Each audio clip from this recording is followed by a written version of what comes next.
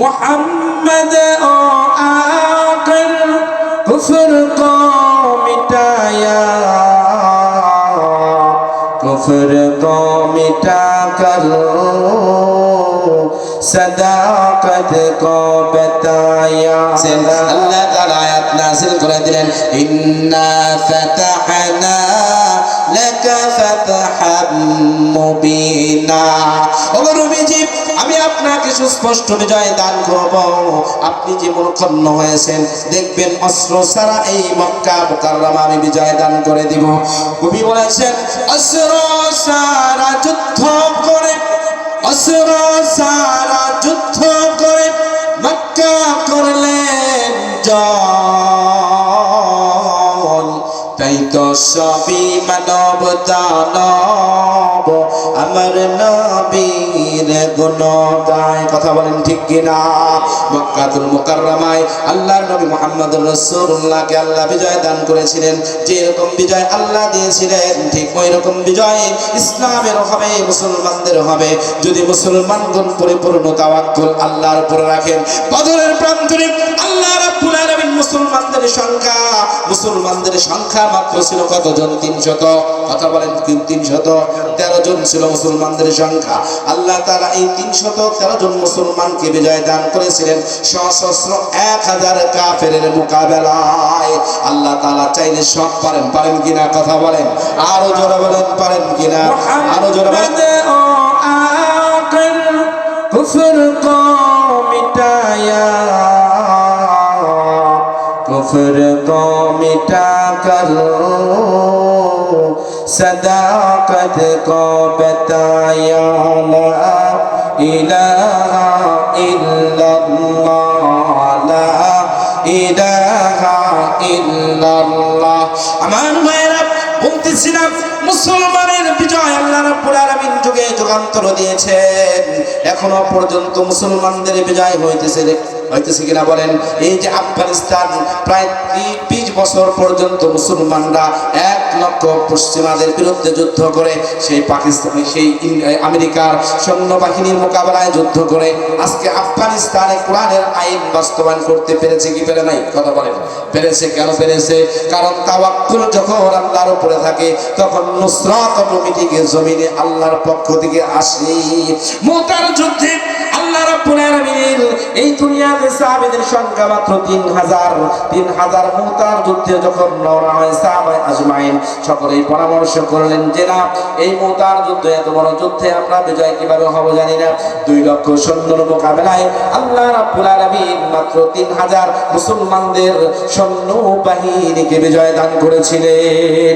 এজন্য বান্দা যখন ইখলাসের সঙ্গে আল্লাহ রাব্বুল আলামিনের উপরে পূর্ণ আস্থা বিশ্বাস রাখবে, পূর্ণ ভরসা রাখবে, আল্লাহ তাআলার পক্ষ থেকে সাহায্য তত তাড়াতাড়ি আসবে। সাহায্য আল্লাহর পক্ষ থেকে আসবে।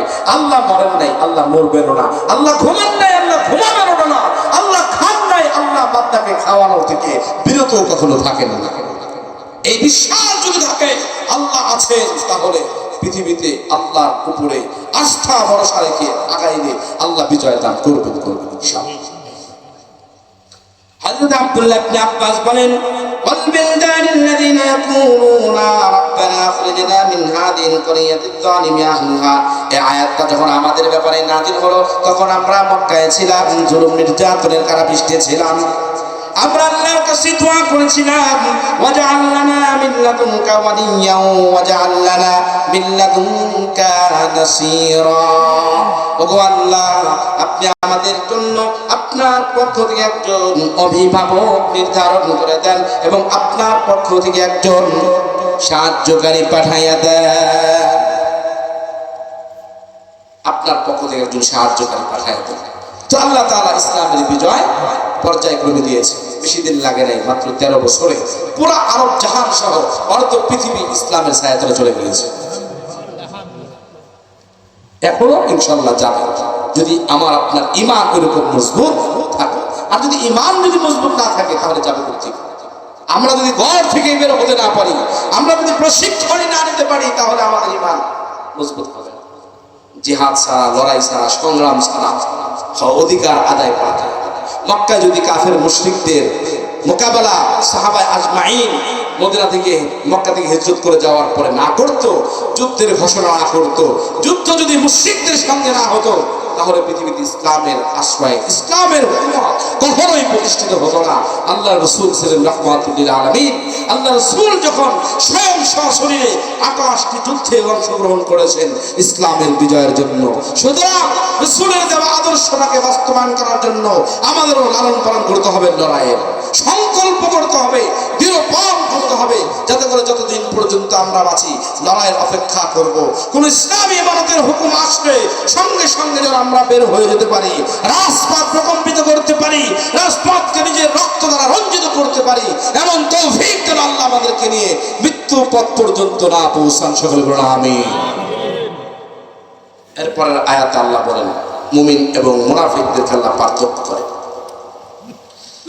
কুরআনুল কারীমে আল্লাহ বলেন আল্লাযীনা আমানু ইউকাতিলুনা ফি সাবিলিল্লাহ, যারা ঈমানদার তারা যুদ্ধ করে আল্লাহর রাস্তায়। যারা ঈমানদার তারা যুদ্ধ করে কোথায়?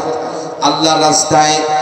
ওয়াল্লাযীনা কাফারু ইউকাতিলুনা ফি সাবিলিত তাগুত, আল্লাহ বলেন আর যারা কাফের, আল্লাযীনা কাফারু যারা কুফরি করে, ইউকাতিলুনা তারা যুদ্ধ করে, ফি সাবিলিত তাগুত তারা যুদ্ধ করে শয়তানের রাস্তায়। এখানে তাগুত তার উদ্দেশ্য হলো শয়তান, খারাপ রাস্তা, যে সমস্ত রাস্তাগুলোকে মানুষ পছন্দ করে না, যে সমস্ত মানুষ অর্থাৎ হারামের রাস্তা, নোংরা রাস্তা, আজকে পশ্চিমারা যে সমস্ত রাস্তাটাকে অবলম্বন করতেছে সেই রাস্তাটাকে হলো তাগুতের রাস্তা বলা হয়, শয়তানের রাস্তা বলা হয়। আল্লাহ আমাদেরকে হেফাজত করুক, শয়তানের পথেও যেন আমাদেরকে না দেয়, এই দোয়াটা আমরা সর্বদা করবো। শয়তানের রাস্তায় জিহাদ করা, ঈমান থাকবে? কথা বল, ঈমান থাকবে? থাকবে না। শয়তানের পক্ষ নেওয়া, ঈমান থাকবে? থাকবে। আজকে আমরা এই দেশে বসবাস করতেছি, শয়তানের পক্ষ নেওয়ার কারণে আমাদের দেশে সংকট হয়ে গেছে। হুন্ডা চালাই দেবে না, প্রাইভেট কার চালান যায় না, গাড়ি চালান যায় না ঠিক মতো, হাজার হাজার গাড়িগুলো রাস্তার পাড়ে দাঁড়ায়। গতকালকে সাভার আসছিলাম, সাভার একটা প্রোগ্রাম ছিল, ছোট প্রোগ্রাম ছিল সারের পরে ঘন্টাটুকু আলোচনা করে আমি আমার বাসায় গেছি। তো যাওয়ার সময় আমি আমার নিজস্ব গাড়ি নিয়ে গেছিলাম, মোটর সাইকেল নিয়ে গেছিলাম।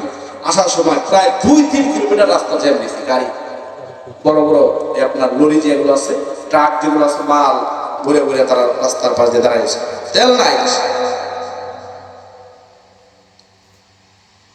চলবে কিভাবে? শয়তানের পক্ষ নেওয়ার কারণে আমাদের এই দুর্ভোগ আল্লাহর পক্ষ থেকে এসে গেছে। কথা বলে, এজন্য চেষ্টা করে শয়তানের পক্ষে না যাওয়া, তাগুত বাহিনীর পক্ষে না যাওয়া। আল্লাহ বলতেছেন আল্লাযীনা আমানু ইউকাতিলুনা ফি সাবিলিল্লাহ, যারা ঈমানদার তারা আল্লাহর পথে থাকবে। যারা ঈমানদার তারা আল্লাহর পথে থাকবে। আল্লাযীনা কাফারু, আর যারা কাফের ফুজ্জার, যারা মুশরিক, তারা ফি সাবিলিত তাগুত, তারা তাগুতের শয়তানের পথে থাকবে। আল্লাহ আমাদেরকে হেফাজত করুন শয়তানের পথ থেকে। এরপর আল্লাহ তাআলা বলেন ফাকাতিলু আউলি